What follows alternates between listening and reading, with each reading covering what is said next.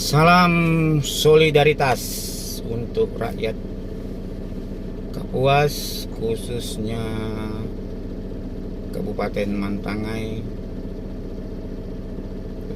Mandumai dan Basarang.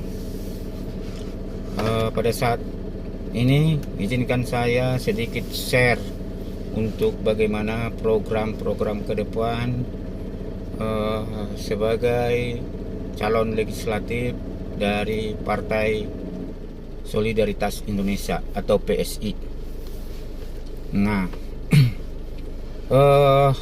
kami secara umum dari Partai PSI mendukung penuh untuk pengesahan undang-undang perampasan aset.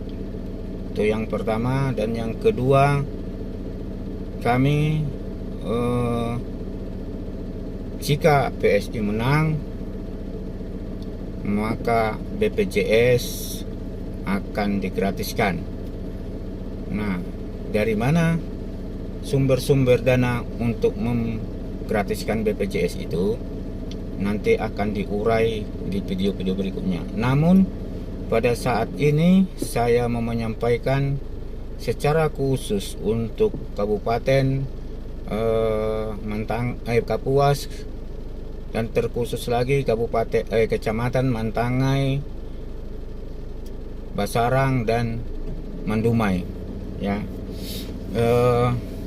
saya sebagai calon legislatif dari Partai PSI menghimbau masyarakat supaya mendukung saya di pemilihan legislatif tahun 2024 nanti, di mana program saya hanyalah mengkawal masyarakat di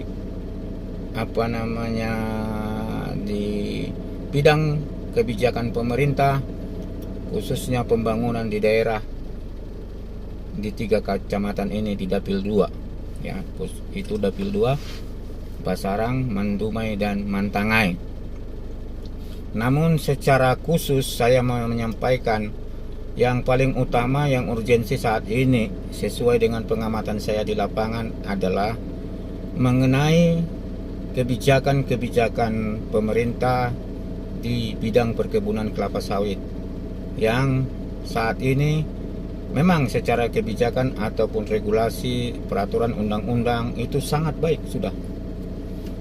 Namun yang saya lihat di lapangan, implementasi atau penerapan daripada undang-undang itu secara overall komprehensif tidak terlaksana. Bahkan banyak diselewengkan oleh pengusaha-pengusaha dan pemerintah pemegang perizinan dan pemegang kekuasaan di daerah yang masih menyimpang daripada regulasi yang sudah ditetapkan oleh pemerintah tersebut.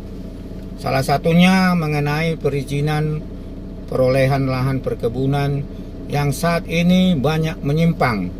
Misalnya kebun X yang membuka lahan, pemerintah daerah memberikan izin misalnya 15.000, tetapi dia membuka lahan sampai 20.000 misalnya.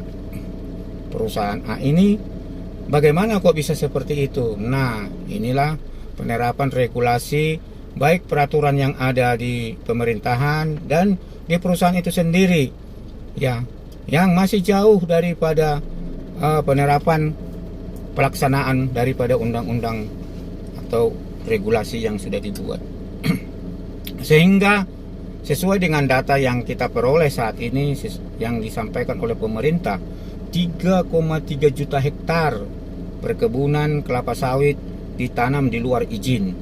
Itu yang baik berada di luar daripada lahan APL, ya sejenisnya, misalnya hutan produksi, hutan lindung, dan di APL itu sendiri, di mana banyak di sini hak-hak masyarakat yang terabaikan, ya, oleh karena kebijakan atau perusahaan yang katakanlah dalam tanda petik melakukan pembukaan lahan secara nakal atau tidak sesuai dengan peraturan. Ya, oleh karena itu perlu pengawasan di lapangan. Ini sangat diperlukan pengawasan di lapangan supaya apa namanya semua aturan peraturan ya harus diterapkan dengan benar. Apabila memang menyimpang daripada aturan itu sendiri, maka akan diberikan sanksi sesuai dengan undang-undang atau hukum yang berlaku di negeri ini. Ya, miris saya melihat kalau saya sebelumnya memang pimpinan di suatu perusahaan perkebunan, dan saat ini saya hanya perkebunan, hanya pekebun atau pengusaha kebun pribadi. Nah, saya sebagai masyarakat biasa dan saya sebagai staf perkebunan, pola pikir dan pola pandang saya pasti berbeda. Di mana saat saya sebagai pimpinan perusahaan, saya melihat masyarakat sekeliling itu adalah salah satunya menjadi penghalang dalam pengembangan dan sosial di sekitar perkebunan. Namun setelah saya keluar dari dunia perkebunan, perusahaan perkebunan, artinya dunia perkebunan atau perusahaan perkebunan, ya, bukan maksudnya dunia perkebunan saya menggeluti perkebunan juga, tetapi dunia perusahaan perkebunan yang katakanlah perusahaan-perusahaan besar di Indonesia ini, ternyata pola pikir saya berbeda. Perusahaan yang ada di sekitar masyarakat banyak yang tidak melakukan peraturan-peraturan atau aturan-aturan yang sudah ditetapkan oleh pemerintah kepada masyarakat setempat. Contohnya mensejahterakan masyarakat sekelilingnya. Ya, secara lihat kasat mata, ya memang betul ada pembangunan jalan, pembukaan infrastruktur. Namun kalau kita lihat satu persatu kepada masyarakat itu sendiri, maka terjadilah pengangguran di sekitar perkebunan itu, pengangguran tak kentara. Kenapa? Karena memang perkebunan itu banyak yang tidak melakukan aturan atau regulasi yang benar. Ya, nanti akan diuraikan bagaimana regulasi.